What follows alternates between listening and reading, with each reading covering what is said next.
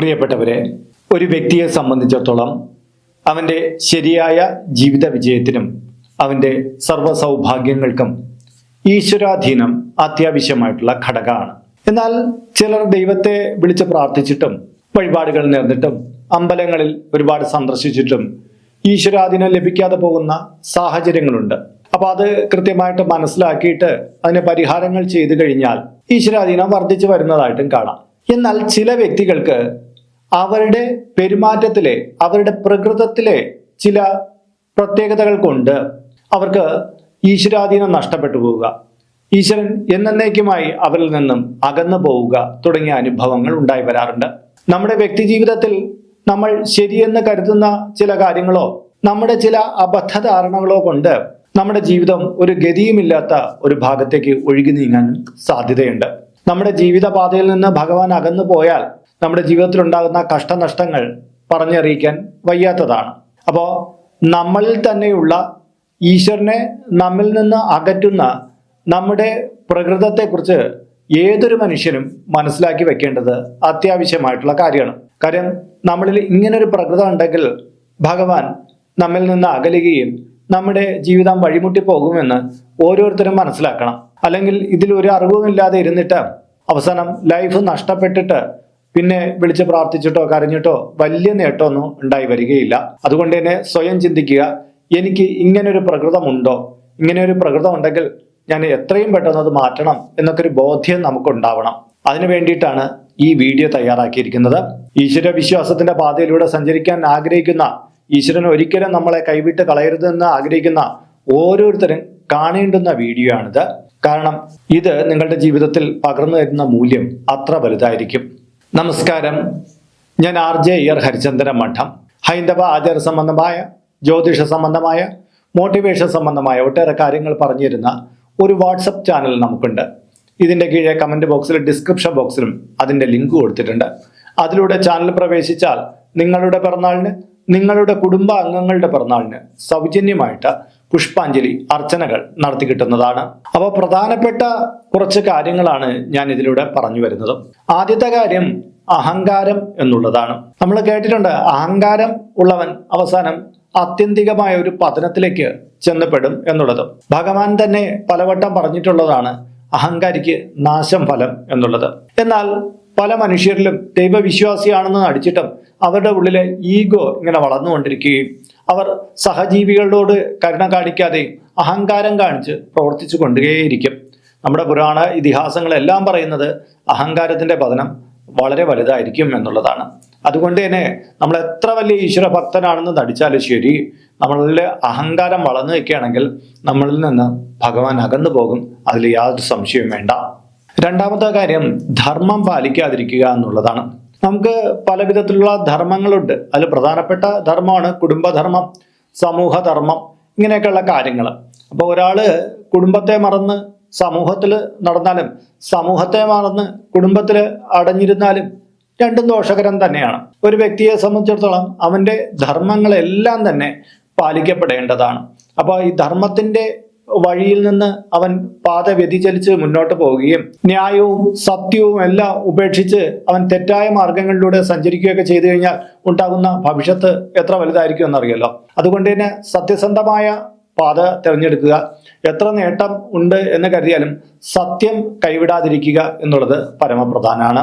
ഇങ്ങനെ സത്യത്തെയും ധർമ്മത്തെയും വെടിഞ്ഞ് ഒരാൾ സഞ്ചരിക്കുകയാണെങ്കിൽ അവർക്ക് അധികം വൈകാതെ തന്നെ വലിയ പതനങ്ങൾ ഉണ്ടായി വരുന്നതാണ്. മൂന്നാമത്തെ കാര്യം ദൈവസ്മരണ കുറയുക എന്നുള്ളതാണ്. വ്യക്തികളെ സംബന്ധിച്ചിടത്തോളം ഈശ്വരാധീനം കിട്ടണമെങ്കിൽ ആ ആള് ഈശ്വരനുമായിട്ടൊരു കണക്ഷൻ സ്ഥാപിച്ചിരിക്കണം. അത് ചിലപ്പോൾ മറ്റുള്ളവരെ കാണിക്കാനുള്ള രീതിയിലുള്ള പൂജാവിധാനങ്ങളോ പ്രാർത്ഥനകളോ ഒന്നും വേണമെന്ന് നിർബന്ധമൊന്നുമില്ല. മനുഷ്യരെ സേവിക്കുക, അല്ലെങ്കിൽ നല്ല കാര്യങ്ങൾ ചെയ്യുക, ഭഗവാനെ മനസ്സിൽ നനയ്ക്കുക, ഇതൊക്കെ തന്നെ ധാരാളമാണ്. അത് വലിയ തോതിലായില്ലെങ്കിലും കുഴപ്പമൊന്നുമില്ല. പക്ഷേ ഇതൊന്നും ഇല്ല, ദൈവത്തിൽ നിന്ന് അകന്നു നിൽക്കുക, ദൈവം എന്ന് പറയുന്ന സങ്കല്പമേ ഇല്ല എന്ന് പറഞ്ഞ് മുന്നോട്ട് പോകുന്നവർക്ക് ഈശ്വരനുമായിട്ടുള്ള കണക്ഷൻ പൂർണ്ണമായി വിച്ഛേദിക്കപ്പെടുകയും അവരുടെ ജീവിതം പിന്നീട് നരകതുല്യമായിട്ടുള്ള ഒരു അവസ്ഥയിലേക്ക് ചെന്ന് ചേരുന്നതായിട്ട് കാണാവുന്നതാണ്. നാലാമത്തെ കാര്യം മറ്റുള്ളവരെ വേദനിപ്പിക്കൽ എന്നുള്ളതാണ്. ചില മനുഷ്യർക്ക് മറ്റുള്ളവരുടെ വേദന കാണാൻ വളരെ ഇഷ്ടമാണ്. അവരെ നിരന്തരം പ്രയാസപ്പെടുത്തുക, അവരുടെ ദുഃഖം കണ്ട് സന്തോഷിക്കുക, അങ്ങനെയൊക്കെയുള്ള ഒരു അവസ്ഥ ഉണ്ടായിരിക്കും. പക്ഷെ ഇവർ എത്ര വലിയ ഭക്തരാണെന്ന് നടിച്ചാലും, ഒരുപാട് പൂജാ പ്രാർത്ഥനകൾ നടത്തിയാലും ശരി, ഇവരുടെ അടുത്ത് ദൈവം അധികം പ്രസാദിക്കുകയൊന്നുമില്ല. ഒടുവിൽ ഇവർക്ക് വലിയ വലിയ ആപത്തുകളും പ്രയാസങ്ങളും വന്നു കൂടുന്നതായിട്ട് കാണാം. അതുകൊണ്ട് തന്നെ അന്യരെ ഉപദ്രവിക്കുക, അന്യർക്ക് ദോഷം വരുന്ന കാര്യങ്ങൾ ചെയ്യാതിരിക്കുകയൊക്കെ ഒരു ഈശ്വര വിശ്വാസിയെ സംബന്ധിച്ചിടത്തോളം അത്യന്താപേക്ഷിതമായിട്ടുള്ള കാര്യമാണ്. അഞ്ചാമത്തെ കാര്യം, വിദ്വേഷപരമായിട്ടുള്ള ചിന്തകൾ മനസ്സിൽ നിറയ്ക്കുക എന്നുള്ളതാണ്. നമ്മുടെ മനസ്സെപ്പോഴും ദൈവികമായിരിക്കണം, പരിശുദ്ധമായിരിക്കണം എന്നാണ് പറയപ്പെടുന്നത്. എന്നാൽ ചില വ്യക്തികൾക്ക് ഒരാളടുത്ത് എപ്പോഴും പകയായിരിക്കും, വിദ്വേഷമായിരിക്കും, വെറുപ്പായിരിക്കും. അങ്ങനെയായിരിക്കും സദാസമയം അവർ കാണപ്പെടുക. അവരുടെ ഉള്ളിൽ ഈശ്വരൻ എന്ന് പറയുന്ന കാണില്ല. അവർ ഏതൊക്കെ സമയത്ത് വന്ന് ദൈവത്തെ കൈകൂപ്പി തൊഴുന്നുണ്ട്, മറ്റുള്ള കാര്യങ്ങളൊക്കെ ചെയ്യുന്നുണ്ട്. പക്ഷെ എപ്പോഴും പിറുപിറുപ്പും മനസ്സിലിങ്ങനെ യുദ്ധം ചെയ്തുകൊണ്ടിരിക്കുന്ന ആൾക്കാരുണ്ട്. അവർക്കും ഈശ്വരാധീനം നഷ്ടപ്പെട്ടു പോകുന്നതായിട്ടാണ് കാണുന്നത്. പതിയെ അവരുടെ എല്ലാ പ്രവർത്തനങ്ങളിലും മന്ദീഭാവം ഉണ്ടാവുകയും അവർ ആത്യന്തികമായിട്ടുള്ള പരാജയത്തിലേക്ക് കലാശിക്കുകയും ചെയ്യും. അതുകൊണ്ട് തന്നെ വെറുപ്പ്, വിദ്വേഷം, അത്യാദി കാര്യങ്ങളൊന്നും ഒരിക്കലും മനസ്സിൽ ചുമക്കാതിരിക്കാൻ നമ്മൾ ശ്രദ്ധിക്കേണ്ടതാണ്. ആറാമത്തെ കാര്യം, നല്ല ഉപദേശങ്ങൾ അവഗണിക്കുക എന്നുള്ളതാണ്. അതായത് ചില വ്യക്തികൾക്കുണ്ട്, താൻ പറയുന്നതാണ് ശരി, താനാണ് എല്ലാത്തിനും അധികാരി എന്നുള്ള മട്ടിലുള്ള പെരുമാറ്റം. നല്ല കാര്യങ്ങൾ മറ്റുള്ളവർ പറഞ്ഞു കൊടുത്താലും അവർ കേൾക്കുകയില്ല. കേട്ട് കഴിഞ്ഞാൽ എന്തോ താനൊന്ന് കുറഞ്ഞു പോയ ആളാണ് എന്ന് വിചാരിക്കും. പക്ഷേ ഇവർ സമപ്രായക്കാരായിട്ടുള്ള കാര്യങ്ങൾ കേട്ടില്ലെങ്കിലും കുഴപ്പമില്ല. പക്ഷെ ഇവരുടെ മാതാപിതാക്കളെയോ ഗുരുക്കന്മാരെയൊക്കെ അനുസരിക്കാതെ അവർക്ക് തോന്നുംപടി നടക്കുക, ഗുരുക്കന്മാരെ, മാതാപിതാക്കളെയൊക്കെ, രക്ഷകർത്താക്കളെ എല്ലാവരെയും വേദനിപ്പിക്കുകയൊക്കെ ചെയ്തു കഴിഞ്ഞാൽ ഇവരും ഭഗവാനുമായിട്ടുള്ള ആ അന്തർധാരയുണ്ടല്ലോ, ഒരു ലിങ്ക് ഉണ്ടല്ലോ, അത് നഷ്ടപ്പെട്ടു പോവുകയും പിന്നീട് ഇവർ ഒരുപാട് ദുഃഖത്തിന്റെ കയത്തിലേക്ക് ചെന്നപ്പെടുകയും ചെയ്യുന്നതായിട്ട് കണ്ടിട്ടുണ്ട്. ഏഴാമത്തത്, പാപപ്രവൃത്തികളിലെ ആസ്വാദനം എന്നുള്ളതാണ്. നമ്മുടെ ശരി തെറ്റുകളുടെ കാര്യങ്ങൾ എടുത്തു നോക്കുമ്പം കുറേയധികം ശരികളും കുറേയധികം തെറ്റുകളും നമ്മുടെ സമൂഹത്തിൽ നിലകൊള്ളുന്നുണ്ട്. തെറ്റുകളുടെ പാതയിലേക്ക് പോകാൻ പലരും ആഗ്രഹിക്കുന്നുമില്ല. പക്ഷെ ചിലരാട്ടെ ദൈവത്തെ മറന്നുകൊണ്ട് തെറ്റായിട്ടുള്ള പാതയിൽ സഞ്ചരിച്ചുകൊണ്ടിരിക്കും. അപ്പോഴെല്ലാം അവർക്ക് ധനമോഹമോ അല്ലാതെ ചില സുഖലോലുപതകളോ മാത്രമായിരിക്കും ആഗ്രഹം. അതിനു വേണ്ടിയിട്ട് അവർ നെട്ടോട്ടോ ഓടിക്കൊണ്ടിരിക്കും.